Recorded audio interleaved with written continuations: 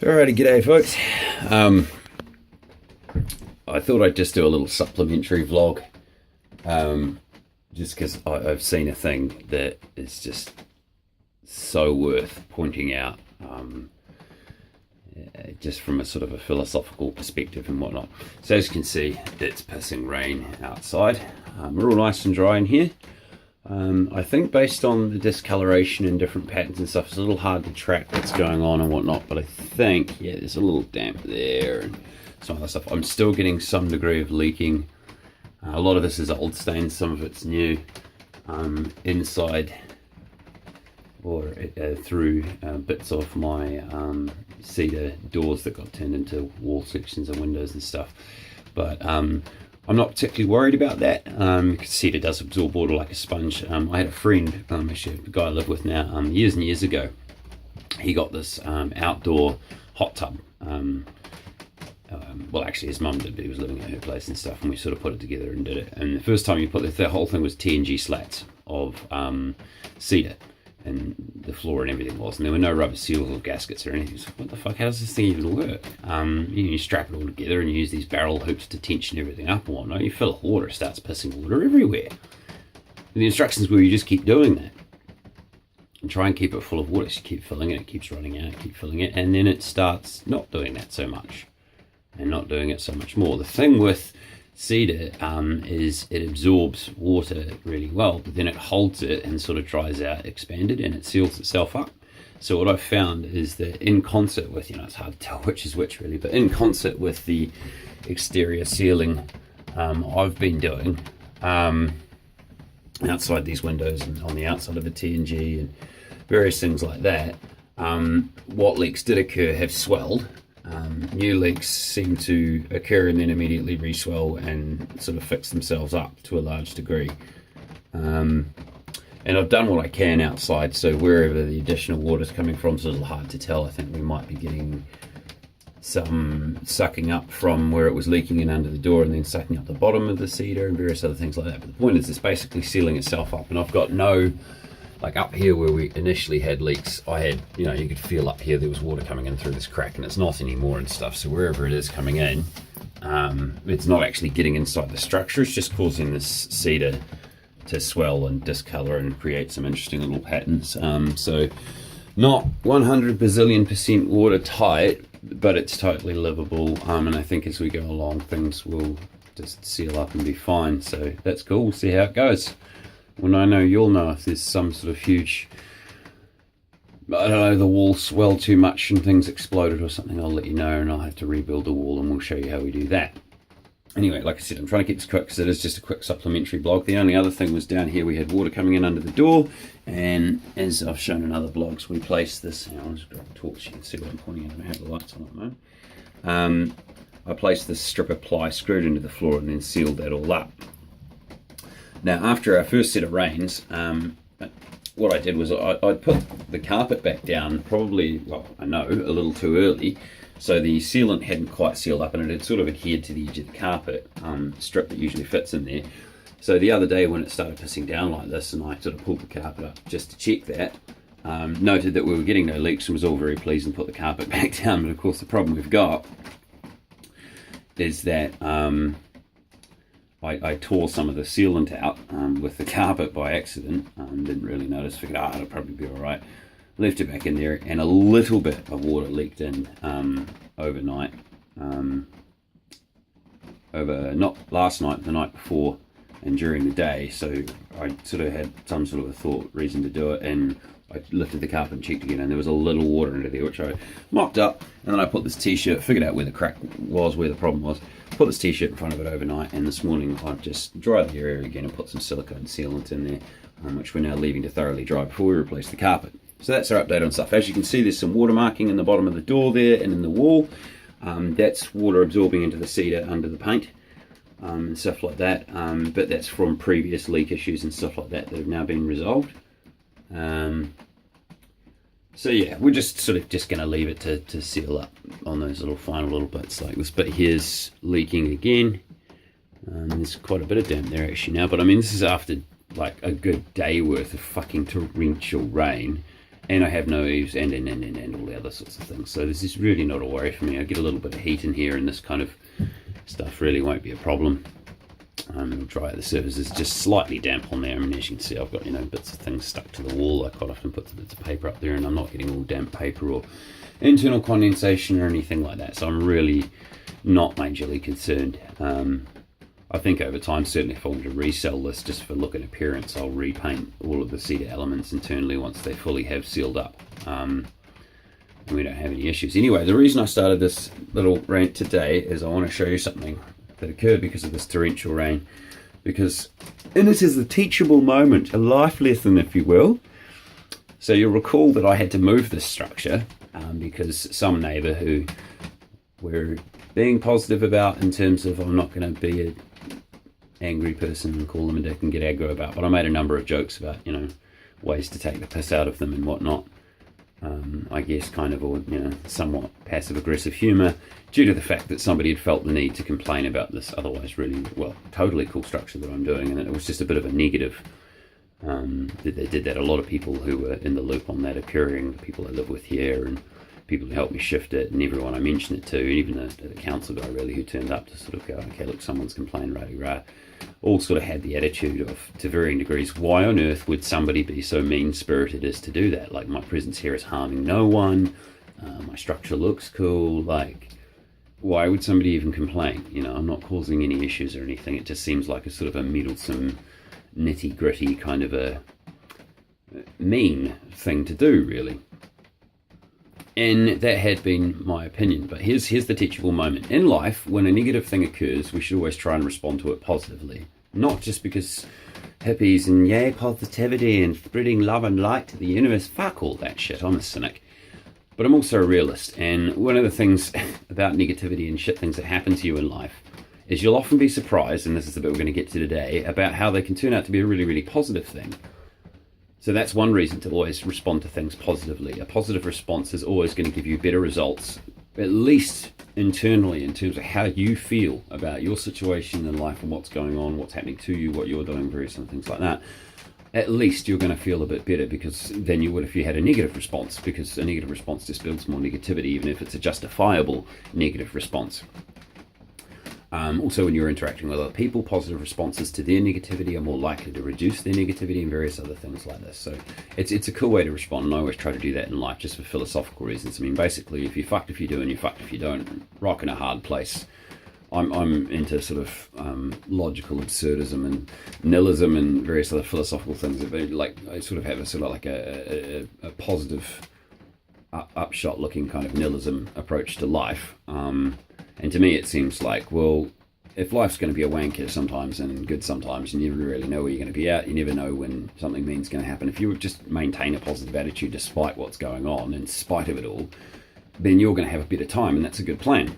But every now and then, something additional occurs when you have a positive attitude, and you go, wow, it was really not lucky and actually very positive that that somewhat negative thing occurred.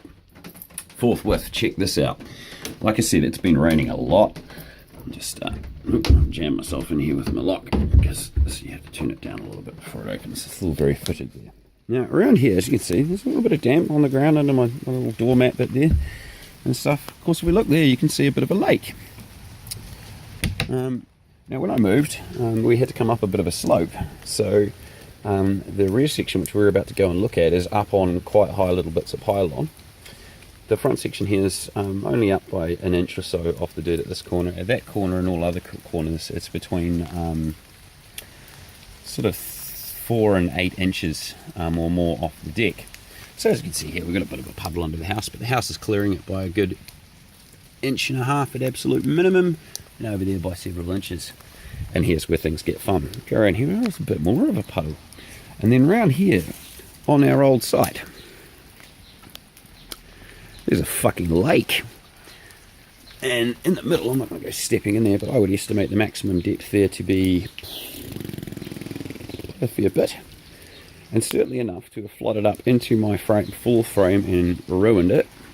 Absorbed a bunch of water into it, which would have caused issues. And there's enough depth here that I would have actually had water lapping up against the bottom of my floor, if not flooding in the door and yeah, there's enough depth here actually. I probably would have had an inch of water, possibly up to an inch of water inside on the floor, and I wouldn't have been able to do anything about it. Wouldn't have expected this or anything like that. I'd be like, as soon as I noticed it, trying to get outside and dig a trench to sort of drain it away to somewhere. But as you can see, there's a lot of water here. Where I'm standing, ground's a little bit higher, and as you can see there, I'm up on piles of stuff that keep the back edge of my house a mile off of the standing water. Well, not a mile, but a good 2 or 3 inches there. So everything's fine and dandy. Obviously, if this is going to be a continuous sort of a thing, I will actually change the ground structure around the house so as to avoid the lake that is underneath it currently as well. But what a really cool, positive, and fortunate result to what I thought was a negative thing. If I hadn't moved this structure a few days ago, in order to comply with the council requirements to do that complaint, I would now be up shit creek without a paddle quite fucking badly. We'd really have some major issues.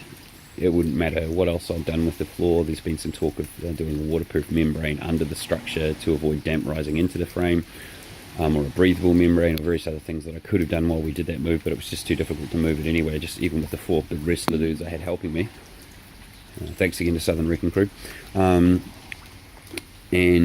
yeah, that's just, looking at that, I'm just like, wow, I feel so very, very fortunate, because this would have been a critical fail sort of a situation. There wouldn't have been anything I could do about it, and we'd just be praying for the rain to go away. This will take a day or so to dry out, at least, I would imagine. What I will likely do as soon as it is deliberately dig this section here that I'm pointing out a whole bunch deeper, so that the water pulls away from the structure in a separate area when this occurs again, as I mentioned it will. But wow, so fortunate, eh? So there you go. It's a sort of a cheesy, cliche, hippie-ish thing to say. Never mind my cardboard rubbish bin, which has now gone to powder, so we'll just have to clean that up when it dries out too. But I thought I'd show that to you guys today. You know, what a cool, positive thing to take off this crazy, wet, intense day and shit. You know, I'm still having some minor issues with the house there, obviously, but I'm really, really happy with how it's all worked out largely. I'll show you actually from this side how the so as you can see, there's a bit of water sitting there. Quite often when I open this door, that whole area here is flooded. You know, flooded to a depth of 1 millimeter or something, but yeah, basically it gets deep enough to overcome the water tension sitting on the wood, and then it basically flows out the front and into a front little bit here and stuff. And as you can see, you've got water running down the side of the house. This is what happens when you don't have eaves. So everything just finds little places to pull up and just starts running off the house. Which eventually, long term, yes, I'm aware, will cause us issues and stuff, but it's been an interesting process working without them. Just I kind of like the monolithic box build sort of thing. It's not a pure sort of minimalist monolith, you know, I've got little eave kind of things sitting in there and differences in width along here and shit like that, but I don't know, just playing around with the thing.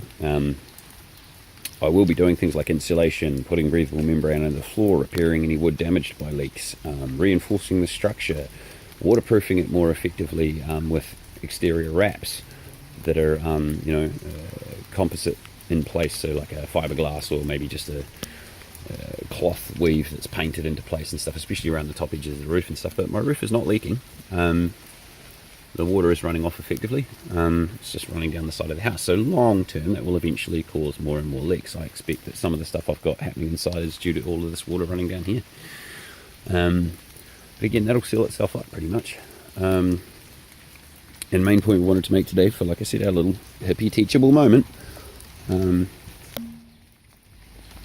Whenever something really shitty happens, try to keep in mind, it's a fucking terrible cliche, I know, but do try to keep in mind, you'd be surprised sometimes how often the most negative and annoying thing can turn into something that saves your ass or your project or your life. So, you know, be on the on the lookout for that silver lining, I guess. And even if you're wrong, because most of the time you will be. Usually when shit things are shit, they're shit. And that's just the end of it. But if we accept this shit thing and we move on anyway with a positive attitude, we're going to have a better life. Regardless, because the positive approach is almost 100% of the time going to be a better approach than a negative one, we sit there and we get bummed out, and then we kind of spiral down on that negativity and getting more bummed out. Negativity just breeds more negativity. Positivity tends to breed more positivity. But every now and then, you'll be reminded why there's other reasons to keep your chin up and keep looking, because, man, that whoever it was who complained to the council, thank you. Thank you so much. Because if you hadn't have complained, my house lower section would be drowning and my project would be fucked. I imagine after a couple of days of being sitting in water like that, my floor would basically be screwed, and we'd be looking at a rebuild. Like, not necessarily immediately, but pretty soon, because once the floor's fully waterlogged and soaked, it then dries out, gets moldy, and then we start having air quality issues, and things would just get worse and worse and worse from there. So incredibly fortunate. I mean, it will be a bit damp under that floor, due to not the floor itself but the actual framing and stuff, but it is outdoor structural grade timber and stuff. This thing's basically built to last for a few months at least. I wasn't expecting weather like this yet, actually, to be fair, but it's been a good test. But yeah, we'll see how we do. I've got a lot of plans already and ideas in motion for stage 2 and things to do, but I'm really keen to do stage 2 and additional add-ons to this project. When I've got a site that isn't on a rental property, or that's on a very long-term rental, and I'm a bit more sure of where I'm at, because this site, in order to get out of here, it's pretty much guaranteed that I will have to do at least a partial disassembly. So I've got a basic waterproof structure that I'm happy living with at the moment, and there's internal things I can do playing around with heaters and stuff like that. I'm going to do that while I'm here, and then when we eventually shift to a hopefully more permanent site, then I will add the final touches in terms of insulation, a proper roof with eaves, external decks and things like that. I'm still deciding what kind of ground foundations I'll sit it on. I'll certainly be sitting at least a foot off the deck as opposed to a few inches. I might mount it on a 2-wheel trailer, or some other system like that. I'm playing around with a lot of different ideas, which I'll then discuss with my patron and see what we want to do. But I guess the main thing we really need to look at now is, here